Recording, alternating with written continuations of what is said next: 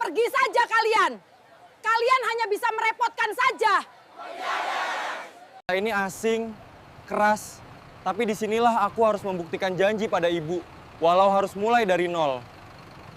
Janjiku sudah kutepati, aku bersyukur pada Allah Bang Nin. Ibu sekarang nggak perlu khawatir.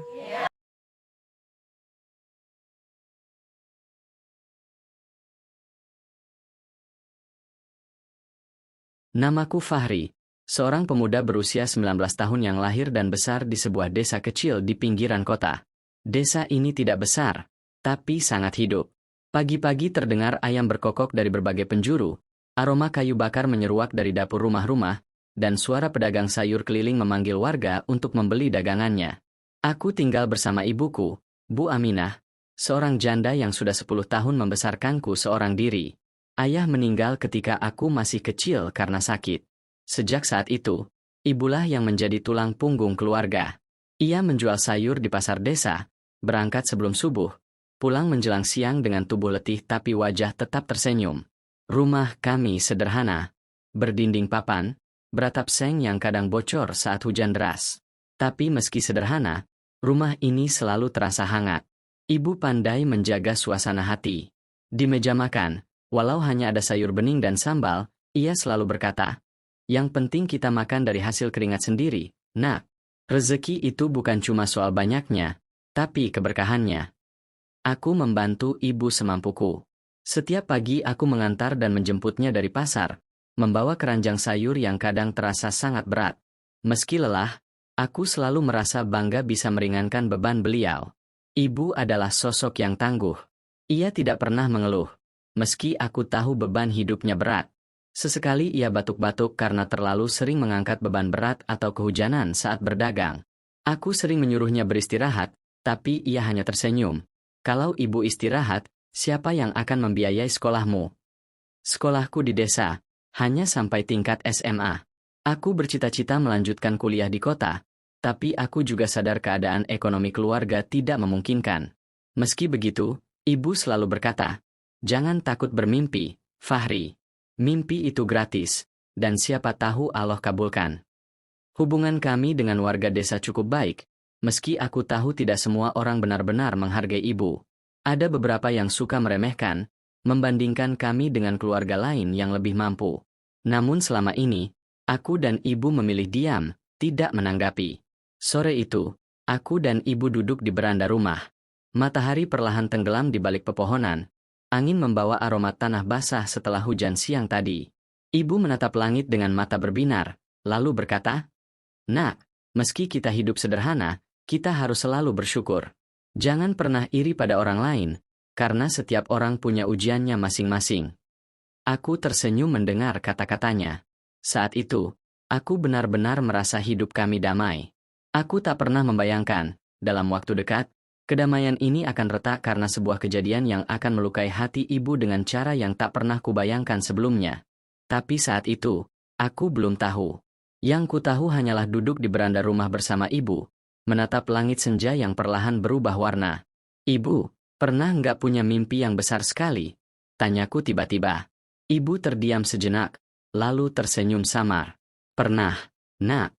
Waktu muda, ibu ingin punya warung sayur besar di pasar kota, dengan karyawan yang membantu. Tapi ya, mimpi itu berubah setelah ayahmu meninggal. Sekarang mimpi ibu cuma satu, melihatmu berhasil dan jadi orang baik." Ucapan itu membuat dadaku hangat sekaligus berat. Aku ingin sekali mewujudkan impian ibu. Tapi di saat yang sama, aku sadar jarak antara mimpi dan kenyataan begitu lebar. Keesokan paginya, aku bangun lebih awal dari biasanya. Ibu masih menyiapkan sayur di dapur. Aroma daun singkong rebus dan tempe goreng memenuhi rumah. "Ibu, hari ini biar aku yang bawa semua keranjang." "Ibu bawa yang ringan saja," kataku sambil mengangkat 2 keranjang besar berisi sayur. Perjalanan menuju pasar selalu melewati jalan kecil di tepi sawah. Pagi itu, embun masih menempel di ujung daun padi, udara segar menusuk hidung.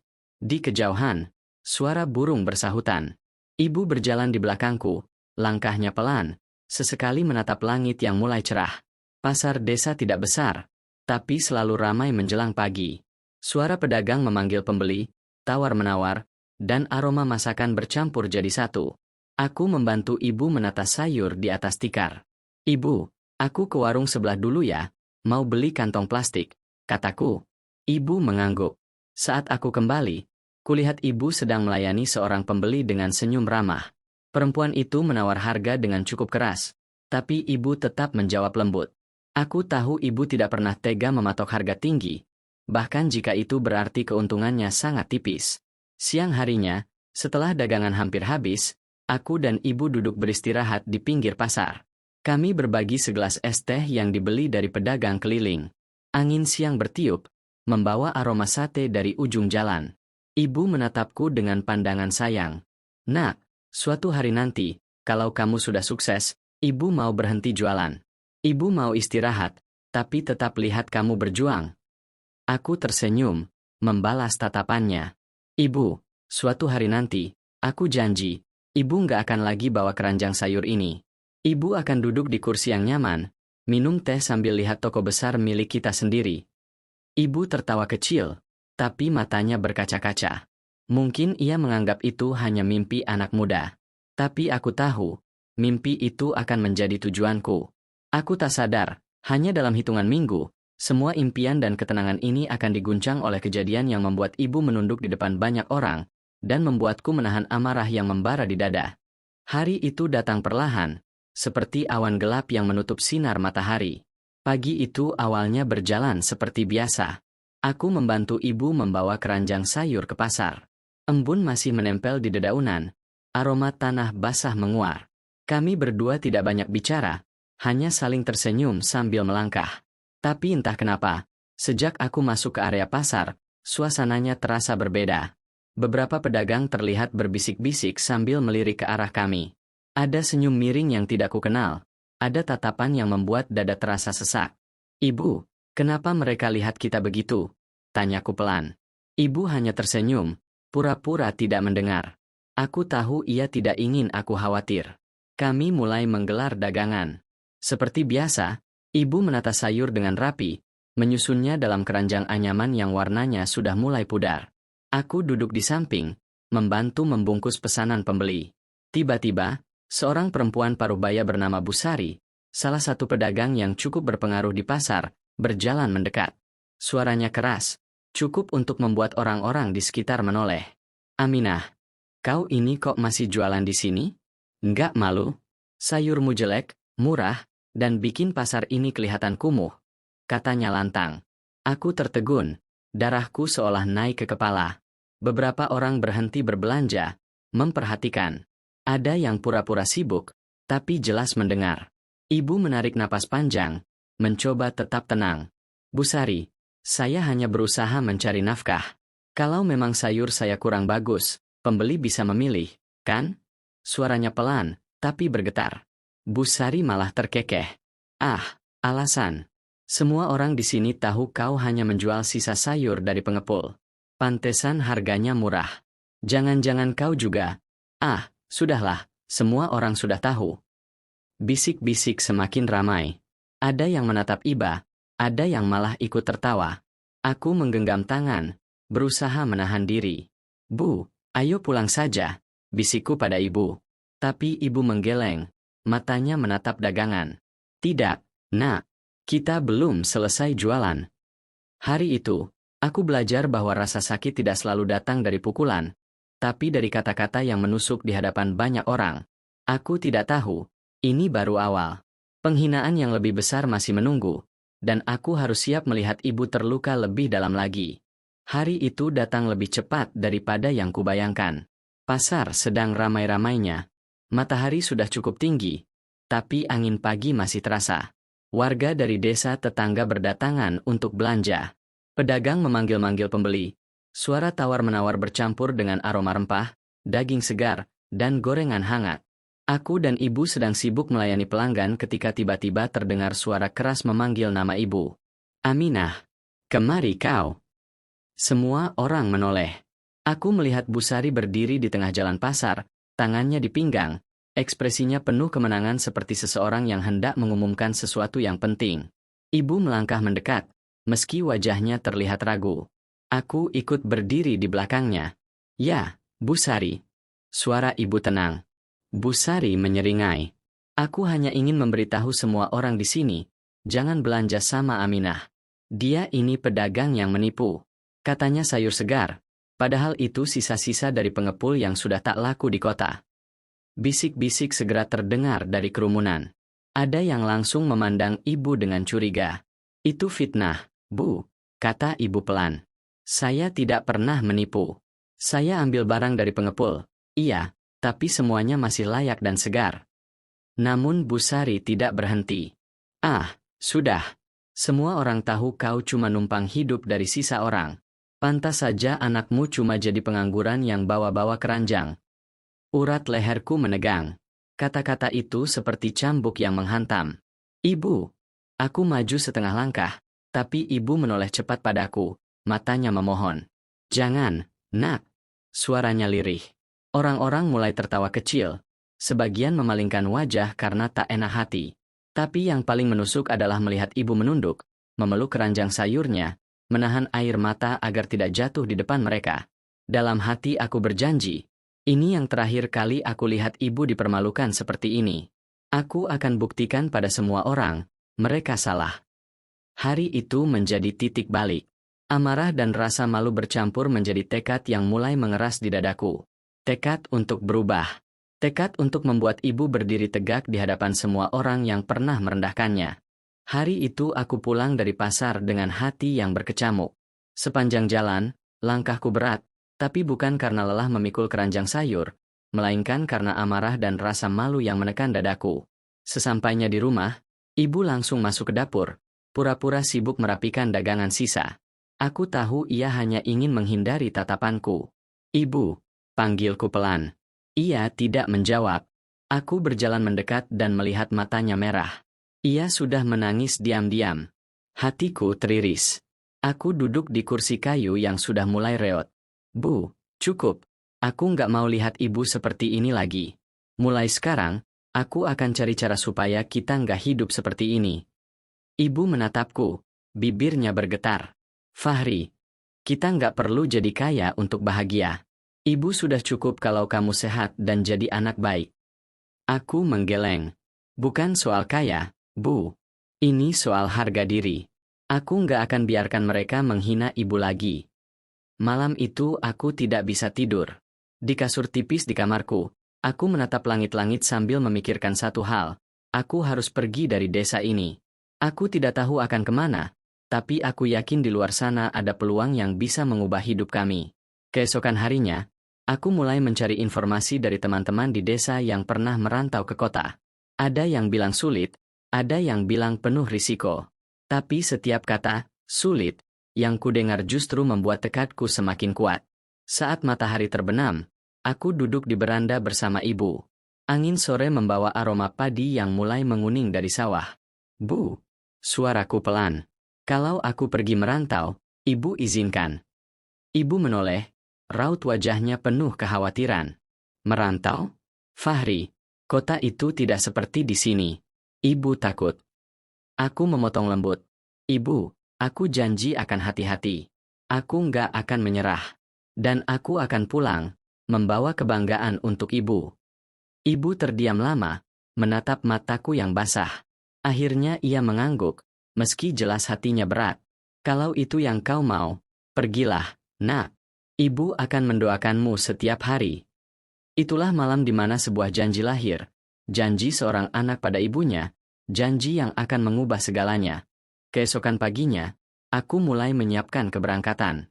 Tidak banyak yang bisa kubawa, hanya beberapa potong baju, dompet lusuh berisi tabungan hasil membantu ibu di pasar, dan gitar tua peninggalan ayah. Ibu menyiapkan bekal sederhana, nasi, telur dadar, dan sambal terasi. Tangannya gemetar saat membungkus makanan itu.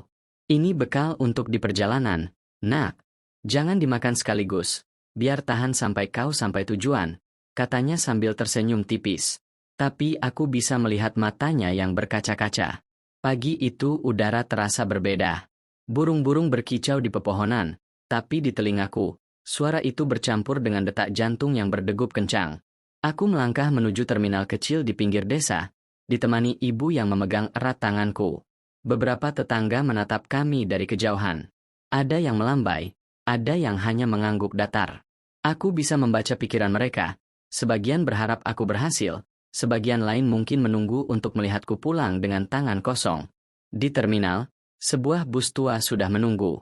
Catnya pudar, mesinnya bergetar keras, tapi bagiku, inilah kendaraan yang akan membawaku keluar dari lingkaran kemiskinan dan hinaan.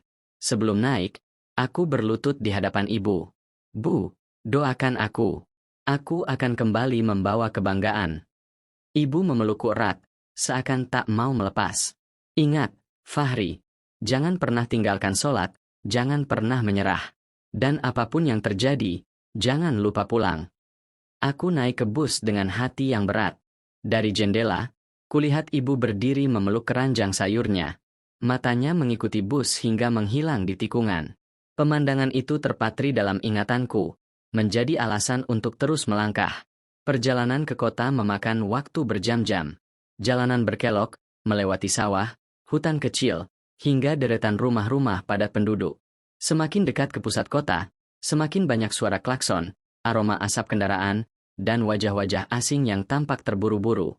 Sesampainya di terminal besar, aku turun dengan langkah ragu. Gedung-gedung tinggi menjulang, kendaraan berlalu lalang tanpa henti. Tidak ada yang mengenalku, tidak ada yang peduli siapa aku. Disinilah perjuangan sebenarnya dimulai. Aku menarik napas panjang. Demi ibu, aku tidak akan pulang sebelum berhasil, batinku. Aku belum tahu bahwa malam itu juga aku akan merasakan kerasnya kota, dan bahwa ini hanyalah awal dari perjalanan panjang yang akan menguji janji yang kuucapkan. Malam pertama di kota terasa asing dan dingin. Lampu-lampu jalan berkelip, suara klakson bersahutan, dan orang-orang berjalan cepat tanpa menoleh. Aku berdiri di pinggir terminal besar dengan koper kecil di tangan, tidak tahu harus kemana. Aku mencoba mengingat pesan ibu, jangan menyerah. Aku berjalan menyusuri trotoar, bertanya pada beberapa orang tentang tempat penginapan murah. Sebagian hanya menggeleng, sebagian lain menyebutkan alamat yang sulit kucari. Akhirnya, aku menemukan sebuah losmen kecil di gang sempit. Bau apek menyambutku begitu pintu dibuka, dindingnya kusam, dan kasur tipisnya terlihat sudah lama tidak diganti. Tapi dengan uang yang terbatas, inilah satu-satunya tempat yang bisa kutinggali. Pagi berikutnya, aku keluar untuk mencari pekerjaan. Matahari baru naik, tapi jalanan sudah ramai. Aku mendatangi warung, toko kelontong, dan kios di pasar kota. Tapi jawabannya hampir selalu sama, maaf, sudah ada pekerja. Atau, kami butuh yang berpengalaman. Siang itu, perutku mulai keroncongan. Aku hanya makan roti murah yang kubeli di warung dekat losmen. Rasanya hambar, tapi cukup untuk mengganjal perut. Aku duduk di trotoar, memperhatikan orang-orang berlalu lalang dengan pakaian rapi dan wajah penuh tujuan. Sore menjelang, hujan turun tiba-tiba. Aku berteduh di depan sebuah toko yang tutup. Di sana aku bertemu seorang bapak tua penjual gorengan keliling. Ia tersenyum ramah sambil menawarkan sepotong tempe mendoan. Makanlah, nak. Kau kelihatan lelah. Aku menerimanya dengan terharu. Terima kasih, Pak. Saya baru tiba di kota, masih mencari pekerjaan. Bapak itu mengangguk. Kota ini keras, nak. Tapi kalau kau mau berusaha dan sabar, rezeki akan datang. Jangan biarkan dinginnya kota membuat hatimu dingin. Ucapan itu seperti setetes air di gurun. Malam itu, di kamar losmen yang pengap, aku berjanji pada diriku sendiri, aku tidak akan pulang dengan tangan kosong. Aku akan temukan jalan, apapun yang terjadi. Aku tidak tahu bahwa esok hari aku akan menemukan secercah peluang yang bisa menjadi langkah pertama menuju perubahan besar. Pagi itu, udara kota terasa lebih dingin dari biasanya. Aku keluar dari losmen dengan langkah gontai, masih belum tahu harus kemana. Tapi di dalam hati, ada sedikit keyakinan bahwa setiap hari membawa kesempatan baru, meski kecil. Aku berjalan menuju pasar kota. Hiruk-pikuknya berbeda dengan pasar desaku. Di sini, pedagang berteriak-teriak memanggil pembeli, kendaraan parkir sembarangan, aroma ikan asin bercampur dengan wangi kue yang baru matang. Saat melintas di depan sebuah lapak buah, aku melihat seorang pria tua berusaha mengangkat keranjang berisi jeruk yang besar. Tangannya bergetar, napasnya tersengal. Pak, saya bantu, tanyaku cepat. Wajahnya lega. Iya, nak, tolong. Keranjang ini harus dipindah ke ujung pasar. Aku mengangkat keranjang itu. Beratnya luar biasa, tapi aku menggigit bibir dan tetap melangkah. Sesampainya di tujuan, pria itu tersenyum. Kau kuat juga. Namamu siapa? Fahri, Pak. Saya baru di kota. Sedang cari kerja apa saja. Ia mengangguk pelan. Kalau mau, bantu saya jualan hari ini. Dagangan saya cukup banyak. Nanti saya bagi hasil. Tanpa pikir panjang, aku langsung mengiyakan. Aku berdiri di lapaknya, memanggil pembeli dengan suara lantang, menawarkan jeruk, mangga, dan apel. Awalnya canggung, tapi lama-lama aku mulai menikmati. Bahkan beberapa pembeli tersenyum karena aku membungkuskan buah dengan rapi. Menjelang sore, hampir semua dagangan habis. Pria itu, yang kemudian ku ketahui bernama Pak Hasan, menyerahkan uang ke tanganku. Ini untukmu, nak. Tidak banyak, tapi jujur dari hasil kerja. Aku memandang uang itu lama. Mungkin jumlahnya kecil, tapi rasanya seperti emas di tanganku. Itu adalah hasil kerja pertamaku di kota. Terima kasih, Pak. Kalau besok Bapak butuh bantuan lagi, saya siap. Pak Hasan tersenyum. Datanglah pagi-pagi. Dan kalau kau mau belajar, aku bisa ajari caranya berdagang di sini. Malam itu, di losmen yang pengap, aku menatap uang hasil kerjaku sambil tersenyum. Aku sadar, pintu kecil sudah terbuka. Tinggal bagaimana aku melangkah masuk dan menjadikannya jalan menuju impian besar. Aku tidak tahu bahwa pintu kecil ini juga akan membawaku ke jalan yang penuh rintangan, di mana kesabaran dan keteguhanku akan diuji habis-habisan. Hari-hari berikutnya, aku mulai rutin membantu Pak Hasan di lapak buahnya. Setiap pagi aku datang sebelum matahari terbit, menata buah-buahan dengan rapi, membersihkan lapak, lalu memanggil pembeli dengan suara lantang. Pak Hasan sering memuji caraku menawarkan barang. Kau punya cara bicara yang hangat, nak. Pembeli senang sama itu.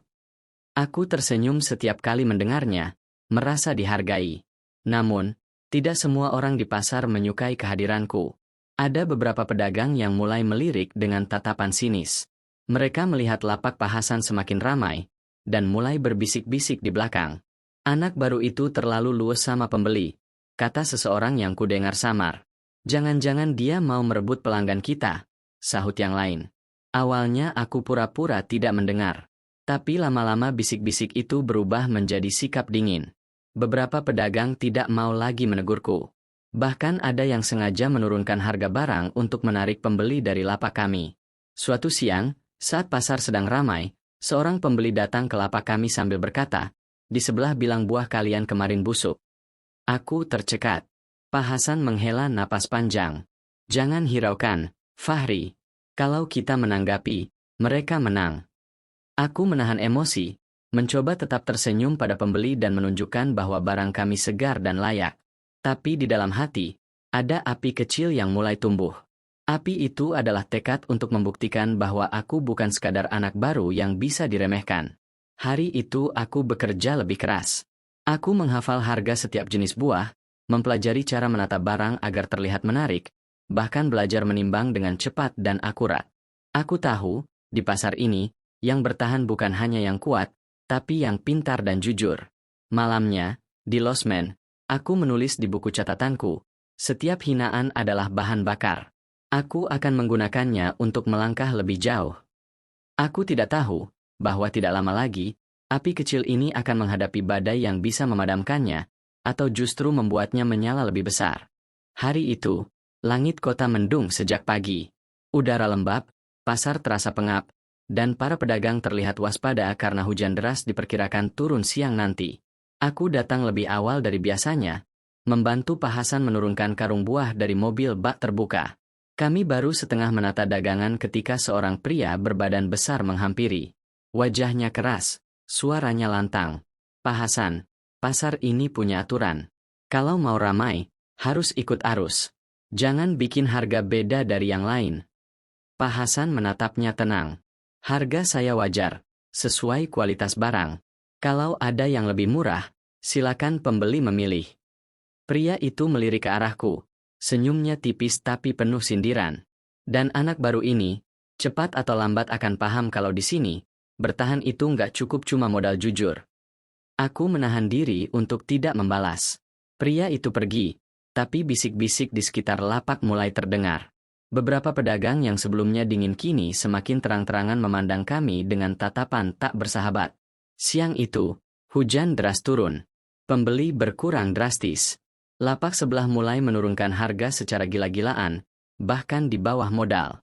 Pembeli yang tadinya mampir ke lapak kami berbalik arah. Aku cemas. Pak, kalau kita tidak ikut turunkan harga, dagangan bisa tidak laku. Pak Hasan menggeleng. Fahri, ingat ini. Sekali kau ikut permainan mereka, kau akan terus terseret. Lebih baik pulang dengan sisa barang daripada pulang dengan rugi besar dan hilang harga diri. Aku mengangguk, meski hatiku gelisah. Menjelang sore, lapak kami masih penuh. Buah mulai layu terkena udara lembab.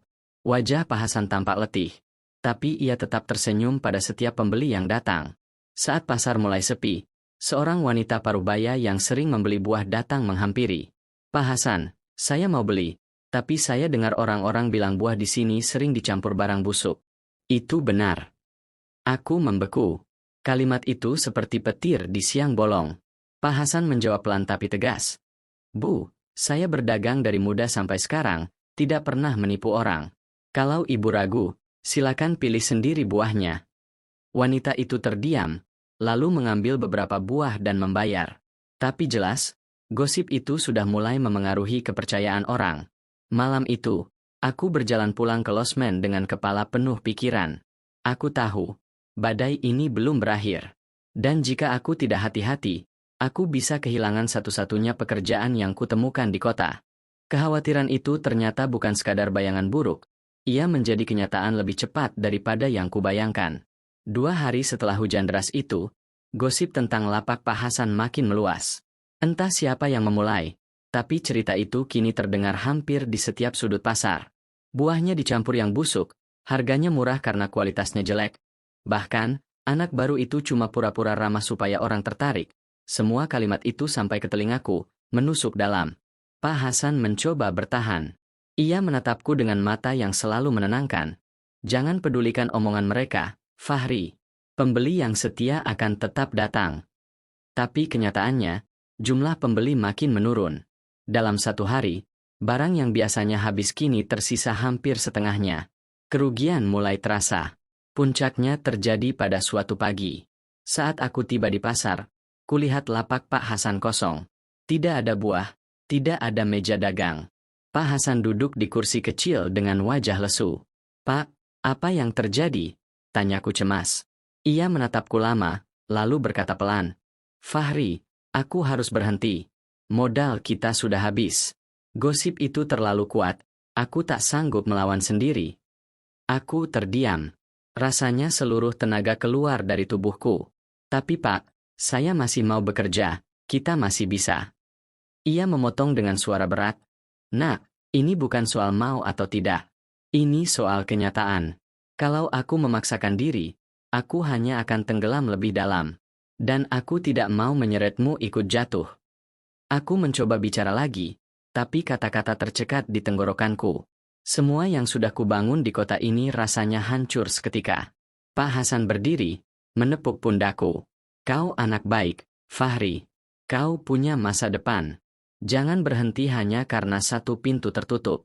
Cari pintu lain, dan buktikan pada dunia siapa dirimu. Hari itu, aku berjalan keluar dari pasar dengan langkah berat. Semua tatapan terasa menusuk, sebagian penuh kasihan, sebagian puas melihatku pergi. Di jalan, aku menunduk, memikirkan bagaimana aku harus memulai lagi dari nol, tanpa arah dan tanpa pegangan. Aku tidak tahu. Keputusan yang kuambil setelah ini akan menjadi langkah tersulit dalam hidupku. Siang itu, aku duduk di bangku kayu di dekat stasiun kota, memandangi orang-orang yang lalu lalang dengan wajah penuh tujuan. Di tanganku, hanya ada dompet lusuh berisi sisa uang yang bahkan tidak cukup untuk membayar losmen sebulan ke depan.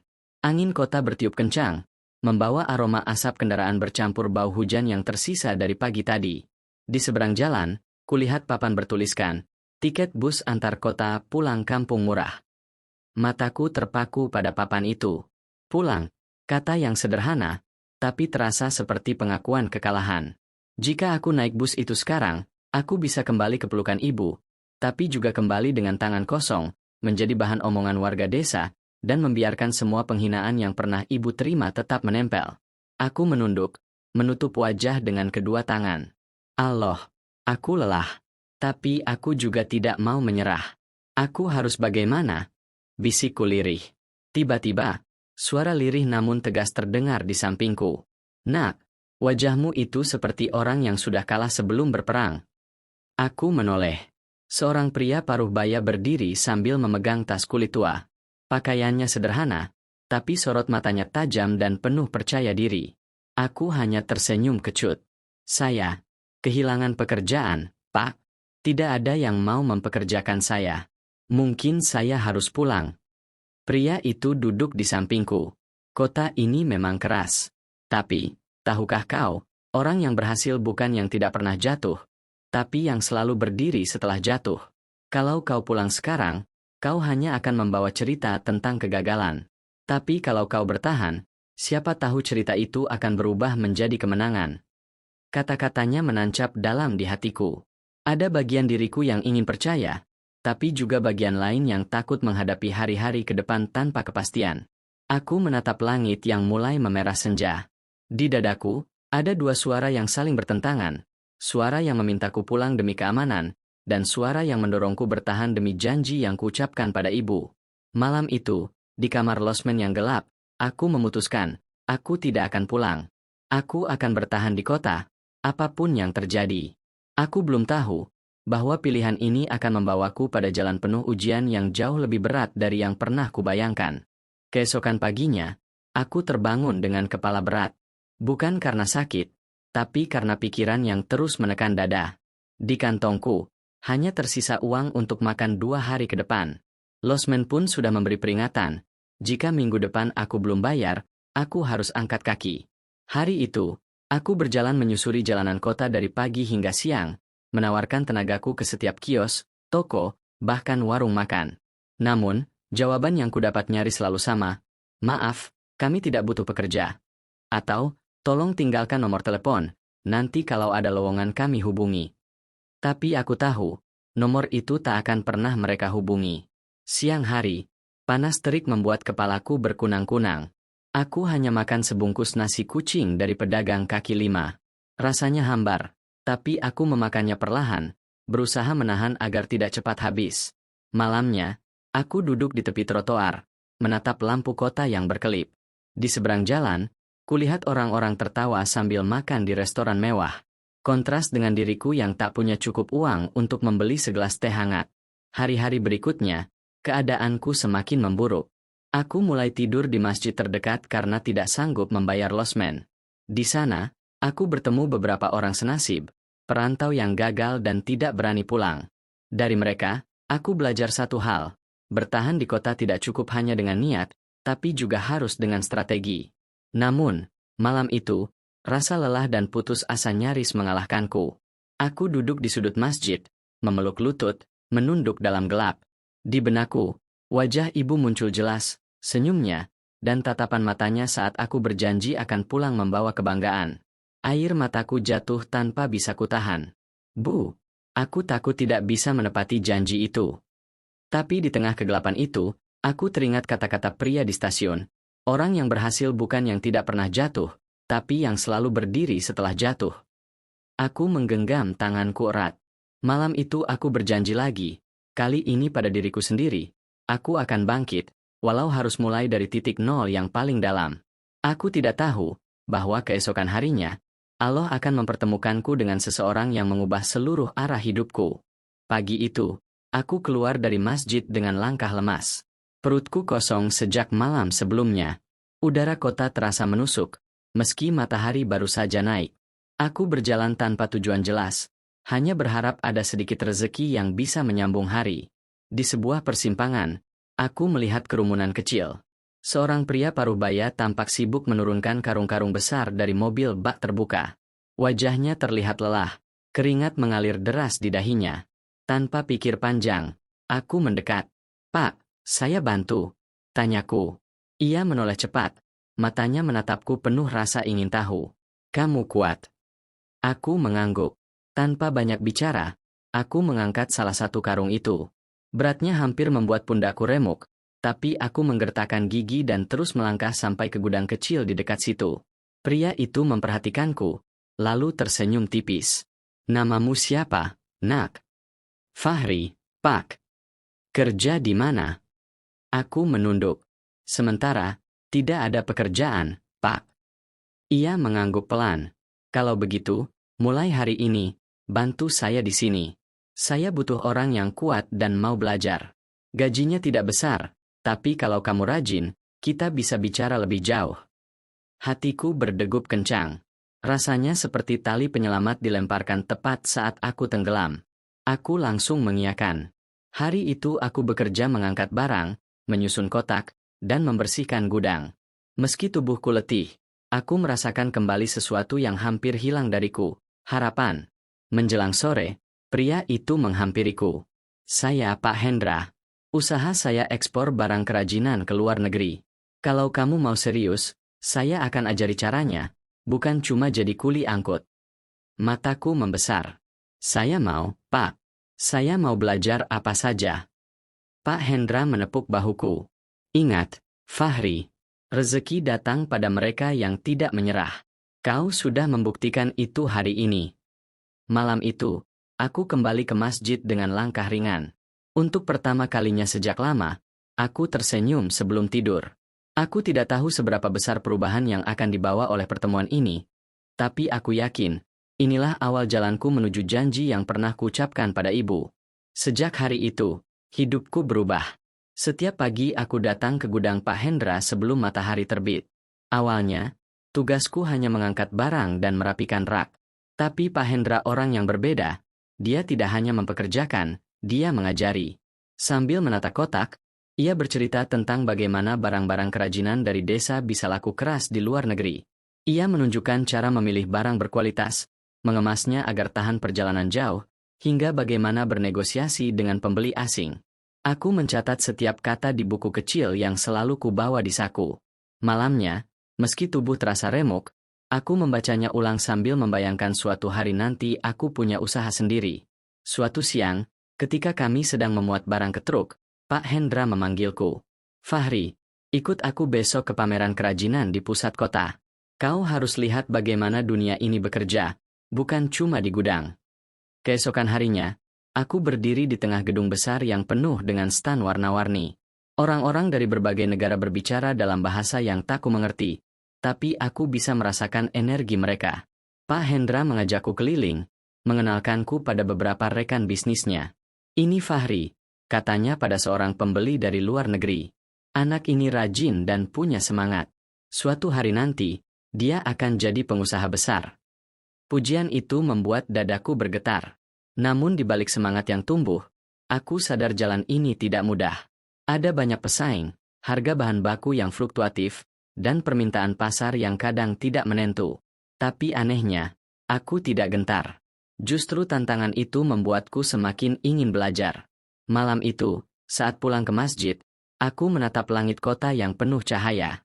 Aku berbisik dalam hati, Ibu, perlahan, aku sedang membangun jalan untuk pulang dengan kebanggaan. Aku belum sampai, tapi aku sudah tidak berada di titik yang sama seperti dulu. Aku tidak tahu bahwa perjalanan ini akan membawaku pada titik di mana semua usahaku nyaris runtuh lagi, dan aku harus memilih antara mempertahankan mimpiku atau mengorbankannya demi sesuatu yang lebih besar. Awalnya, semua berjalan lancar. Aku mulai dipercaya mengurus sebagian transaksi, mengawasi pengiriman, bahkan membantu menilai barang yang masuk. Pak Hendra sering meninggalkanku di gudang karena yakin aku bisa mengatur semuanya. Namun, di tengah rasa percaya itu, badai mulai datang. Harga bahan baku tiba-tiba melonjak tajam karena kelangkaan. Beberapa pengrajin yang biasanya memasok ke kami memilih menjual ke pembeli lain yang menawarkan harga lebih tinggi. Pak Hendra terlihat cemas. Kalau ini berlanjut, kita akan kesulitan memenuhi pesanan luar negeri, katanya suatu sore.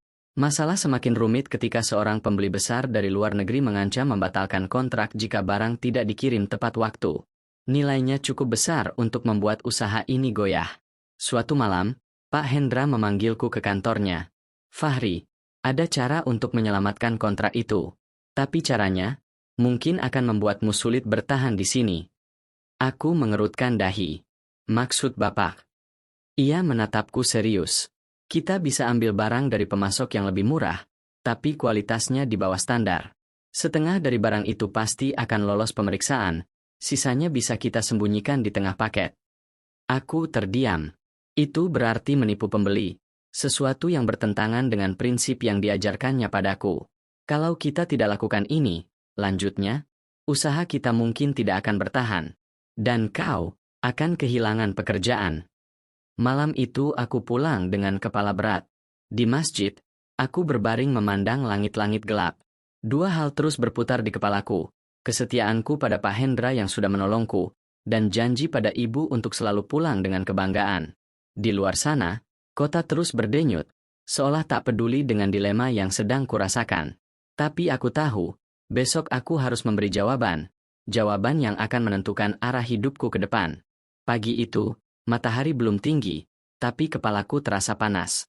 Sepanjang malam aku memikirkan dua hal yang saling bertolak belakang, kesetiaan pada Pak Hendra dan prinsip untuk tetap jujur. Ketika aku tiba di gudang, Pak Hendra sudah duduk di meja kerjanya. Wajahnya lelah, matanya memerah seperti kurang tidur. Fahri, katanya singkat, kita tidak punya banyak waktu. Aku butuh jawabanmu. Aku menarik napas panjang. Pak, saya menghargai semua yang Bapak lakukan untuk saya. Tapi saya tidak bisa ikut menipu. Kalau kita kehilangan kontrak ini karena kejujuran, saya siap menghadapi risikonya. Ruangan itu hening beberapa detik. Pak Hendra menatapku lama, lalu menghela napas berat. Kau tahu, jawaban ini bisa berarti kita kehilangan segalanya. Aku mengangguk. Lebih baik kehilangan semuanya daripada kehilangan kepercayaan orang dan harga diri kita. Tak kusangka, perlahan bibirnya membentuk senyum tipis. Aku berharap kau akan berkata seperti itu. Baiklah, kita akan mencari cara lain. Sejak hari itu, kami bekerja mati-matian. Aku turun langsung ke lapangan, menemui pengrajin satu persatu, membujuk mereka untuk tetap memasok barang meski harganya naik. Aku menjanjikan pembayaran yang lebih cepat dan kerja sama jangka panjang. Hari-hari itu terasa seperti maraton tanpa akhir. Aku tidur larut, bangun sebelum fajar, dan tubuhku nyaris tidak punya waktu untuk istirahat. Tapi setiap kali aku merasa ingin menyerah, aku mengingat wajah ibu dan janji yang kuucapkan di terminal dulu. Seminggu kemudian, entah bagaimana, kami berhasil mengumpulkan barang dengan kualitas yang layak. Pengiriman dilakukan tepat waktu, dan meski keuntungan tipis, kontrak dengan pembeli besar itu tetap bertahan. Pak Hendra menepuk bahuku di depan semua pekerja. Ini semua karena anak ini. Ia memilih jalan yang sulit, tapi benar. Di dalam hati, aku tahu, keputusan itu bukan hanya menyelamatkan usaha, tapi juga mengokohkan pijakanku untuk melangkah lebih jauh. Dan jauh di lubuk hati, aku mulai merasa, saatnya untuk memikirkan langkah besar berikutnya, membangun usaha milikku sendiri. Beberapa bulan setelah kontrak besar itu selamat, aku mulai menabung lebih serius. Pak Hendra, yang kini semakin percaya padaku, bahkan memberiku kebebasan untuk mengurus beberapa pelanggan secara langsung. Dari gaji dan bonus kecil yang kuterima, aku menyisihkan sebagian besar untuk sebuah tujuan, memulai usaha ekspor kecil-kecilan di kampung halaman. Aku ingin melibatkan para pengrajin dari desa, memberi mereka harga yang adil, dan membawa nama desa kami ke pasar luar negeri. Suatu sore, aku memberanikan diri berbicara pada Pak Hendra. Pak, saya ingin pamit dari pekerjaan ini. Ia menatapku heran. Kenapa? Apa kau tidak betah lagi? Aku tersenyum. Bukan begitu, Pak. Justru karena saya belajar banyak di sini. Saya ingin pulang dan memulai usaha saya sendiri. Saya ingin membuat ibu bangga, dan membuktikan pada semua orang di desa bahwa hinaan mereka dulu salah. Pak Hendra terdiam, lalu tersenyum lebar. Itu keputusan besar. Nak, aku bangga padamu. Kalau kau butuh bantuan, aku akan jadi orang pertama yang mendukung. Dengan restu itu, aku memulai persiapan pulang. Aku membeli kendaraan kecil untuk membawa barang, menyewa rumah sederhana di desa untuk dijadikan gudang, dan membawa sedikit modal yang kupunya. Hari keberangkatan tiba. Saat bus memasuki jalan tanah menuju desa, Dadaku berdebar kencang. Pemandangan sawah, aroma tanah basah, dan suara ayam berkokok membuatku merasa kembali ke masa kecil. Ketika aku turun di depan rumah, ibu berdiri di beranda. Matanya membesar, lalu berlari memelukku erat. "Fahri, kau pulang, nak." Aku memeluknya, menahan air mata. "Ibu, aku pulang. Dan kali ini, aku pulang untuk membalikan semua cerita yang dulu orang katakan tentang kita." Aku tidak tahu bahwa kedatanganku akan mengubah bukan hanya hidupku dan ibu, tapi juga wajah desa ini selamanya. Kabar kepulanganku menyebar cepat. Dalam hitungan jam, tetangga-tetangga mulai berdatangan. Ada yang datang dengan senyum lebar, ada yang hanya berdiri di kejauhan, memandang dengan mata penuh tanda tanya. Aku menyapa mereka semua dengan ramah, tapi aku tahu, di antara senyum itu, ada bibir yang dulu pernah melontarkan kata-kata yang menyakitkan. Namun aku tidak ingin membalas dendam. Tujuanku jauh lebih besar, membuktikan bahwa harga diri tidak dibangun dari balas benci, tapi dari karya nyata. Beberapa hari kemudian, aku mulai menjalankan rencanaku. Aku mengajak para pengrajin bambu, anyaman, dan ukiran kayu dari desa untuk berkumpul. Banyak di antara mereka yang sudah hampir berhenti berkarya karena barang mereka sulit terjual dengan harga pantas. "Kalau kalian mau bekerja sama," kataku di balai desa, "aku akan membeli hasil karya kalian dengan harga yang layak. Lalu kita akan menjualnya ke pasar yang lebih luas. Aku punya jalannya."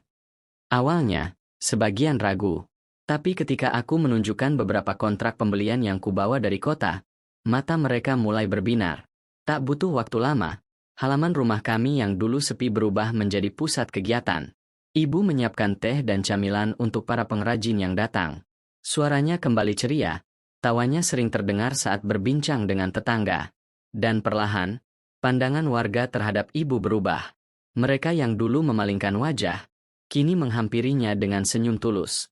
Ada yang datang hanya untuk bertanya kabar. Ada pula yang secara terang-terangan meminta maaf atas sikap mereka dulu. Suatu sore, ketika aku baru pulang dari mengantarkan barang ke pembeli, ibu memandangku sambil tersenyum. "Nak, tahukah kau? Rasanya seperti mimpi. Dulu, ibu harus menunduk saat lewat di depan mereka. Sekarang, mereka menunduk karena hormat." Aku menatap ibu dengan mata berkaca-kaca. "Bu, ini semua karena ibu yang mengajarkanku untuk tidak menyerah." Namun, sebelum semuanya benar-benar tenang, satu peristiwa besar akan membuat seluruh desa berkumpul, sebuah momen yang akan menjadi puncak dari perjalanan panjang ini. Peristiwa itu datang lebih cepat dari yang kuduga. Kepala desa datang ke rumah membawa kabar.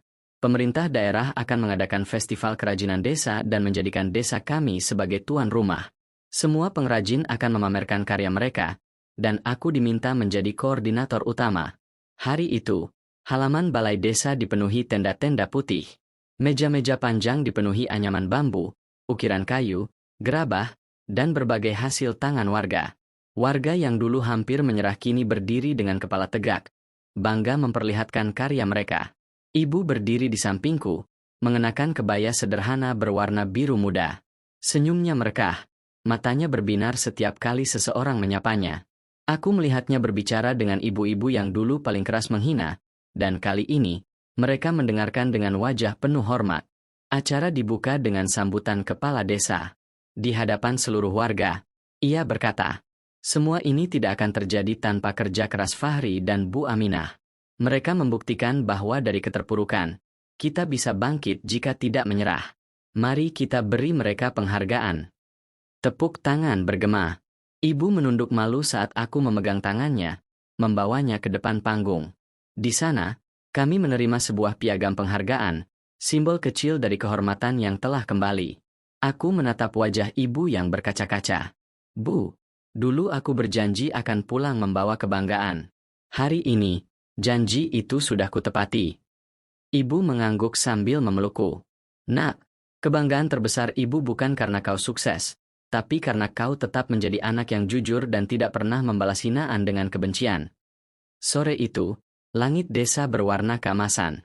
Aku berdiri di tengah keramaian, melihat warga tertawa, berbagi cerita, dan saling menghormati. Dalam hati, aku tahu, perjalanan ini belum berakhir, tapi babak terpentingnya sudah kututup dengan satu kata, kemenangan. Dan kemenangan itu bukan hanya milikku atau ibu, tapi milik seluruh desa yang kini belajar bahwa harga diri dan kehormatan dibangun bukan oleh kata-kata, tapi oleh tindakan.